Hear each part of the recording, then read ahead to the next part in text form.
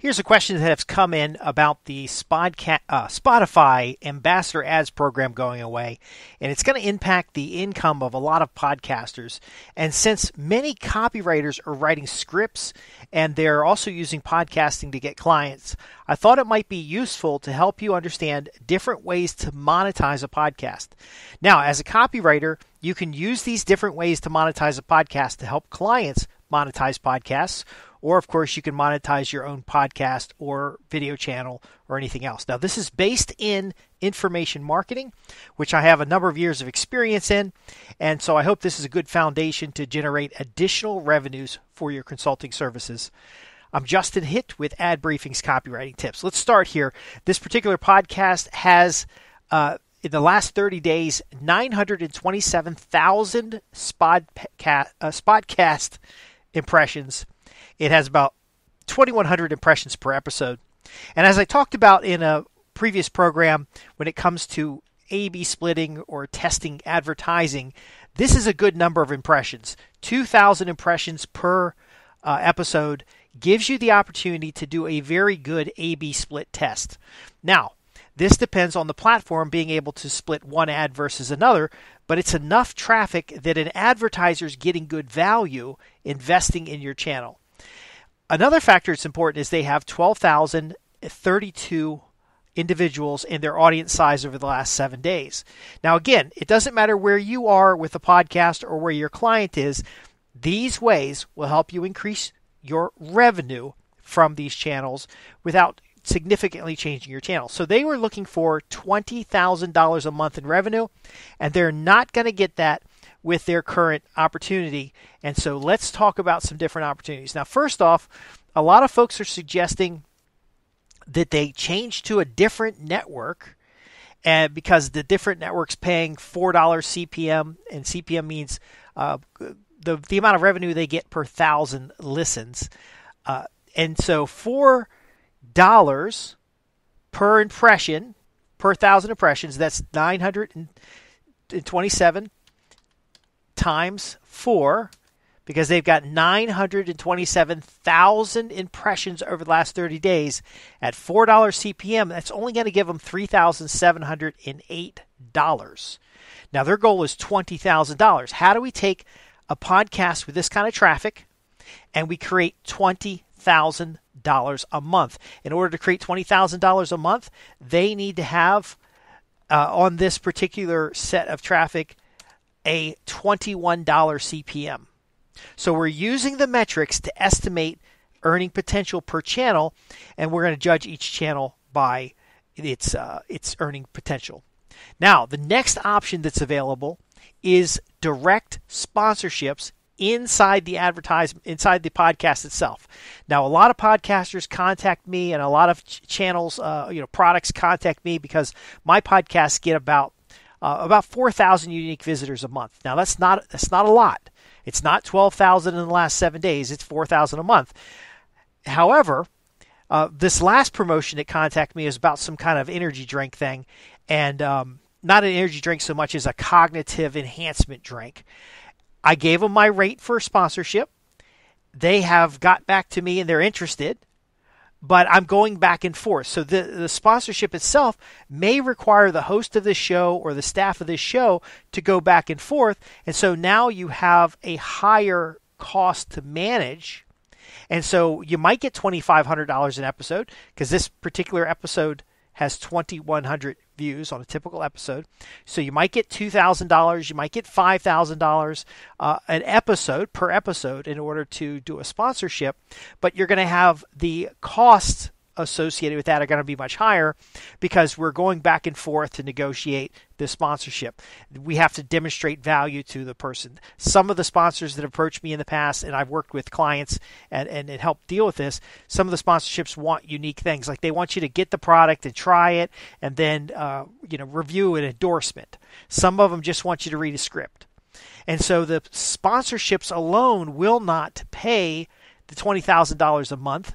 It might be able to, but you're going to have additional overhead, which is going to take away from that. So let's say there's 5 podcasts in a month, because they're doing a weekly podcast. You could throw in a bonus podcast that you pre-record, and you get paid the sponsorship so that you can start feeding future podcasts or have podcasts in case you're sick. But here's the deal. If there's 5 a month and it's $2,000 each for a slot, you're probably not going to have 100% filled every month. And because you're not having 100% filled every month, you're not going to meet your $20,000 number. Because you have contributed overhead, you might meet your $20,000 number, but you're not going to have the cash, net cash. But you notice I did say something there. If you're publishing once a week and you record 5 episodes a month, and the actual week has a total of 4.3 weeks.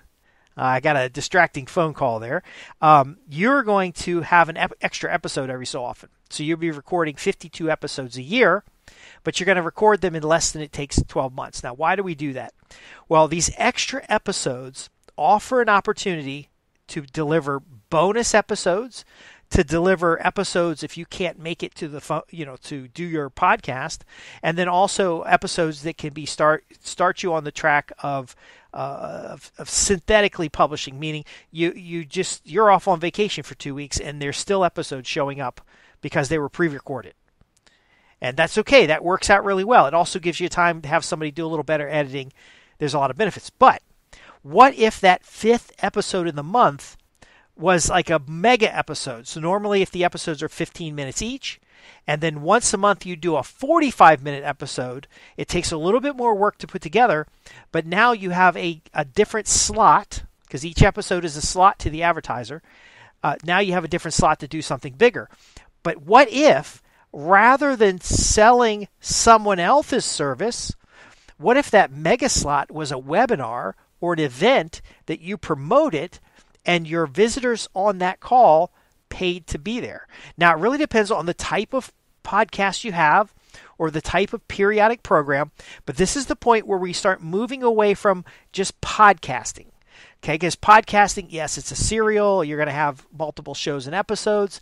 Now we're working our way towards what would be more of a cash surge, which could be a dedicated event for those who need a little bit more than what they're getting on the podcast.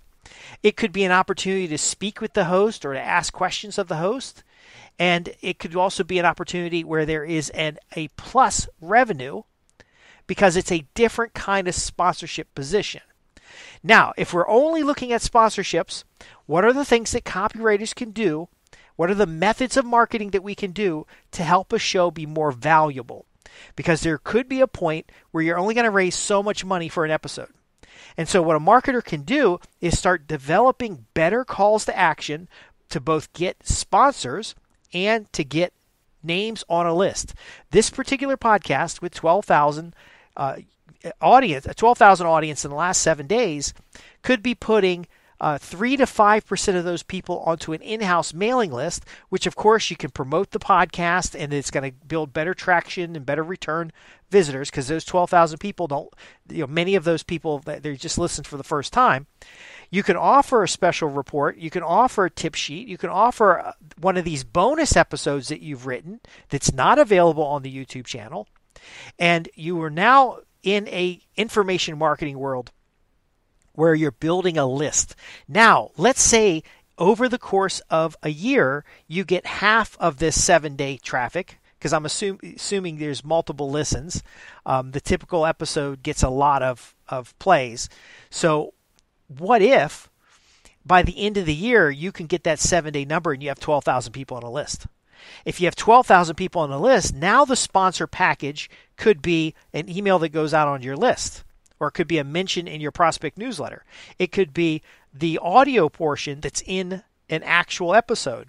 It could be a 3-segment presentation, so they're buying a bigger ticket because they're getting more exposure to the audience.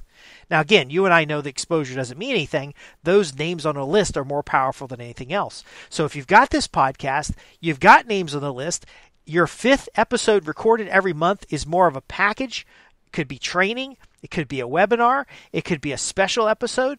Now you start to build a back catalog to make offers to people on your list. So the lead generation becomes very powerful.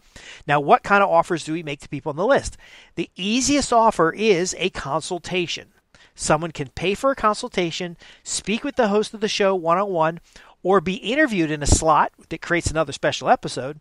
And that is a very valuable thing to generate additional revenue. You might get 10 or 15 of those a year, 10 or 15 of those a month. It just really depends on how much time and effort you want to put into it. You could take last year's episodes, put them on a CD, DVD, or a USB drive, and you can offer that for $10 or $15, $19.95, and now sell that on Amazon and sell that as a digital product on your website and other channels. So people who didn't listen to last year's episodes can go get a DVD or a CD or a USB of those episodes. You get a one-time payment, but now you get someone else on your list who is now a customer.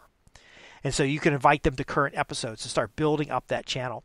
Another factor that's very important is you already have recording equipment. You're already doing podcasts. You can launch a new podcast that maybe this current podcast is a narrative format, and the new podcast is going to be an interview format.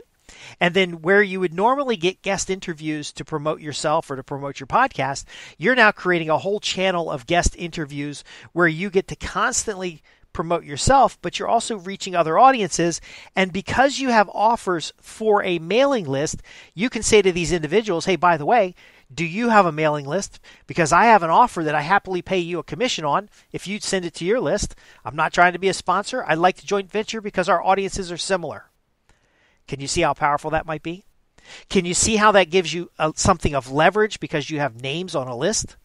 Now, as you know, with this podcast, I have a newsletter associated with it. You don't have to go as formal as that, but you do have to look at ways to create a better equity in the customers that you have. These people listening to your podcast are ethereal. They are not customers. They are not on your mailing list. There's no guarantee they're going to come back and listen to another episode. And so if we can get them on an in-house list, it doesn't take a lot of effort. Again, copywriters, marketers can help with this. They can help write landing pages. They can help write email series. They can write sales letters. You put people on a list, and now you expand the podcast with 12,000 people in the last 7 days to maybe 400 or 500 people in a membership, 400 or 500 people on an email newsletter that has sponsorship opportunities, or even to promote your own products and service, even if it's the back catalog of the podcast itself. Now you throw merch in there and you throw a couple other things, you can easily get to the $20,000 a month. Now, if any one of these things can get you to the $20,000 a month, that's great, but you don't want to be doing just one thing. Because what I'm trying to demonstrate here is that you have a media channel.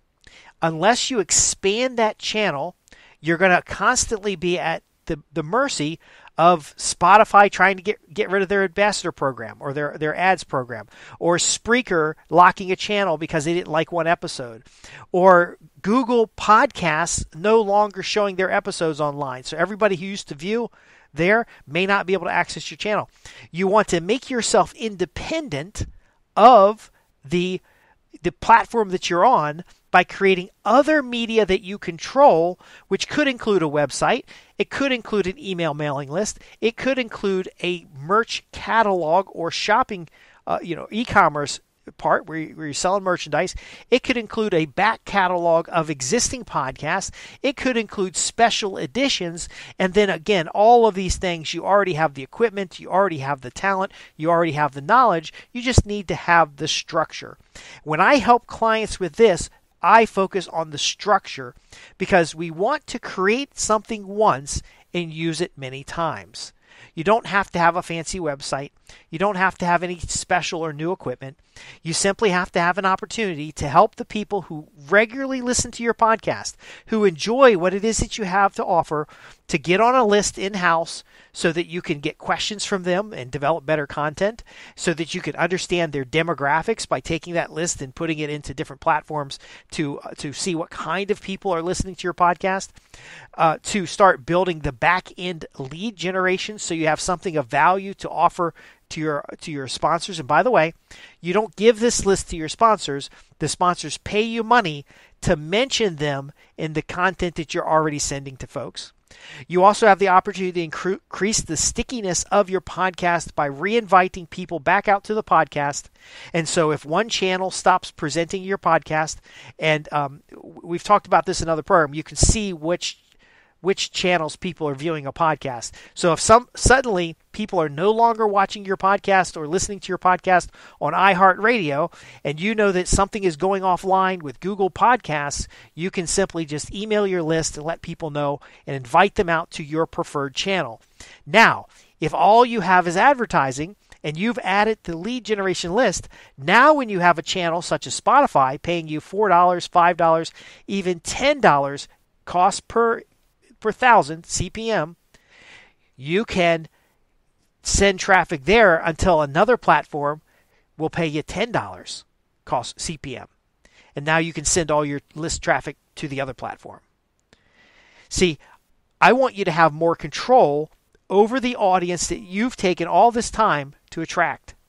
I want you to get better results. And I'm here to help you. www.adbriefings.co.uk